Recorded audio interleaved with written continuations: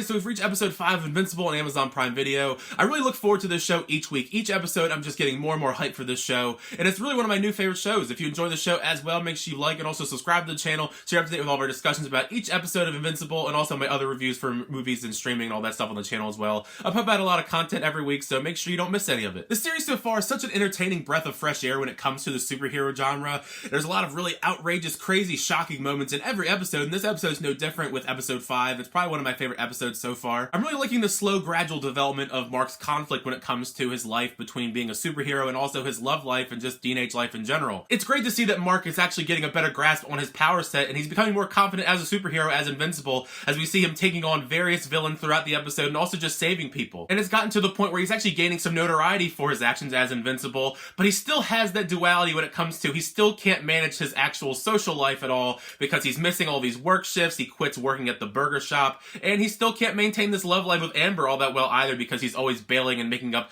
really bad excuses for why they can't hang out. And he almost actually gives in once she gets upset. I actually thought he was going to tell her at that point that he was invincible, but at the last minute he changes his mind. I really don't know how much longer he's going to be able to keep this a secret from her, especially after the events that we see towards the latter half of the episode. I really don't know how that's going to work. But a big bulk of the actual episode storyline revolves around a new character named Titan, who's actually voiced by one of my favorite actors working today, two-time Academy Award winner and the upcoming Blade in the MCU, Mahershala Ali. His character makes quite the entrance to the episode, taking out an entire warehouse full of criminals in very brutal fashion. I love his power set. It almost reminds me of the Thing from the Fantastic Four, if the Thing could actually turn off turning rock solid or not. I did think, especially with the way that the episode opened with the character of Titan, who was going to actually be the antagonist of the episode, but he's actually more of a sympathetic character for the most part. I mean, we do see him do semi-villainous things, but then we find out he's actually more of a character that he's being forced to do all these bad things because he works for a crime boss named Machine Head, and Machine Head won't let him quit because he'll threaten his family and do stuff to his family if he quits, which inevitably is what leads to Mark and Titan actually teaming up in the end. The dynamic between Titan and Mark I thought was really well done. There's definitely some good humor moments throughout the episode with them,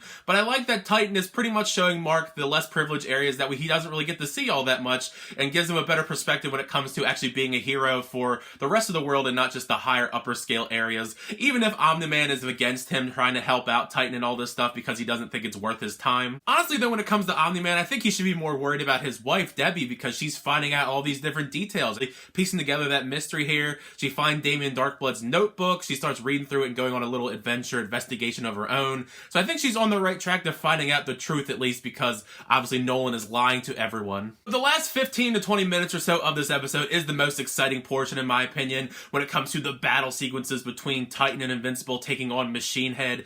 It's pretty epic, and it's also shocking and traumatizing as well. It reminded me of flashbacks to the first episode with Omni-Man taking on the Guardians of the Globe when it comes to the shocking graphic nature of what we see on screen. It's honestly really intense, and I'm really intrigued to see where it leads into the next episode. It's very tough to say or speculate where some of these storylines are going because there is so much mystery involved, and the show has shocked me so many times so far that it could just throw a curveball and my predictions could be completely wrong. I mean, we also have stuff with the Mauler twins for a little bit there, Robot and their Guardians of the Globe. They have some mystery going on as well in the shadows. There's a lot of stuff in those shadows that I'm still just really interested in finding out what happens next. We only have a couple episodes left of Invincible this season, so it's going to be really interesting to see what these last 3 episodes entail. But now you've heard my thoughts on the episode. Let me know in the comments down below though, what did you think of this 5th episode of Invincible on Amazon Prime Video? Were you a fan of it, not a fan of it? I'd love to know all your thoughts about everything that happened in the episode down below, because I like to talk all things movies and TV with you guys on the channel. Thank you as always for checking my videos though, I really do appreciate it. Make sure to like it, the subscribe button. We'll keep that movie show actions, unboxings, and more on the channel. Well, next time, I'll see you guys later.